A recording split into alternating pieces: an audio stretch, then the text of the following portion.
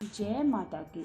7वां अध्याय चंड और मुंड का वध। मैं श्री मातंगी देवी का ध्यान करता हूँ। वे रत्नमय सिंहासन पर बैठ के पढ़ते हुए तोते का मधुर शब्द सुन रही हैं। उनके शरीर का वर्ण श्याम है।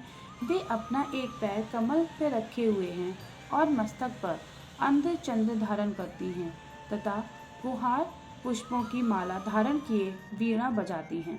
उनके अंग में कसी हुई चोला शोभा पा रही है।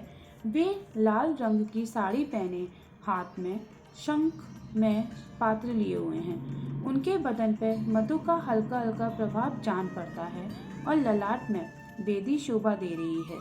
ऋषि कहते हैं, तदंतर शुभ की आज्ञा पाकर वे चंडमुंड आदि दैत्य चतुर्गुणी सेना के साथ अस्त्र और शस्त्रों से सुसज्जित होकर चल दिए। वे फिर गिरिराज हिमालय के स्वरूण ऊंचे शिखर पर पहुंच के उन्होंने सिंह पर बैठी देवी को देखा। वे मन मन मुस्कुरा रही थी। उन्हें देखकर दैत्य लोग तत्परता से ही पकड़ने के लिए उद्योग करने लगे। किसी ने धनुष तान लिया, किसी ने तलवार संभाली और कुछ लोग देवी के पास आके खड़े हो गए। तब अंबिका ने उन शत्रुओं के प्रति बड़ा क्रोध किया। उस समय क्रोध के कारण उनका मुख काला पड़ गया, ललाट में भौहें टेढ़ी हो गई और वहां से तुरंत विकराल रूपी काली प्रकट हुई, जो तलवार और पाश लिए हुए बैठी थी। वे विचित्र खड़बाग धारण किए हुए और चीते के चमड़े की साड़ी पहने नर मुंडों की माला से विभूषित थी। उनके शरीर का मांस सूख गया था, केवल हड्डियों का ढांचा था, जिससे वे अत्यंत भयंकर जान पड़ती थी। उनका मुख बहुत विशाल था, जीभ लपलपाने के कारण और भी डरावनी प्रतीत होती थी। उनकी आंखें भीतर को धसी हुई और कुछ लाल थी। वे अपनी भयंकर गर्जना से संपूर्ण दिशाओं को गूंजा रही थी। बड़े बड़े दैत्यों का वध करती हुई वे कालिका देवी बड़े वेग से दैत्यों की उस सेना पर टूट पड़ी और उन सबका भक्षण करने लगी। वे पार्श्व रक्षकों की अंकुशधारी महावतों योद्धाओं और घंटा सहित कितने ही हाथियों का एक ही हाथ से पकड़ के मुंह में डाल लेती थी। इसी प्रकार घोड़े, रथ और सारथी के साथ रथी सैनिकों को मुंह में डालकर वे उन्हें बड़े भयानक रूप से चबा डालती थी।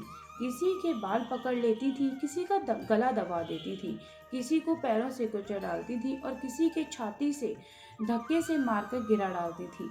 वे असुरों के छोड़े हुए बड़े बड़े अस्त्र शस्त्र मुंह से पकड़ लेती थी और रोष में भरकर उनको दांतों से पीस डालती थी। कालिका ने बलवान एवं दुरात्मा दैत्यों की वह सारी सेना रौंद डाली, खा डाली और कितनों को मार गिराया। कोई तलवार के घाट उतारे गए, कोई खड़ग वाग से पीटे गए और कितने ही असुर दांतों के अग्रभाग से कुचले जाकर मृत्यु को प्राप्त हुए। इस प्रकार देवी ने असुरों की उन सारी सेना को क्षण भर में मार गिराया।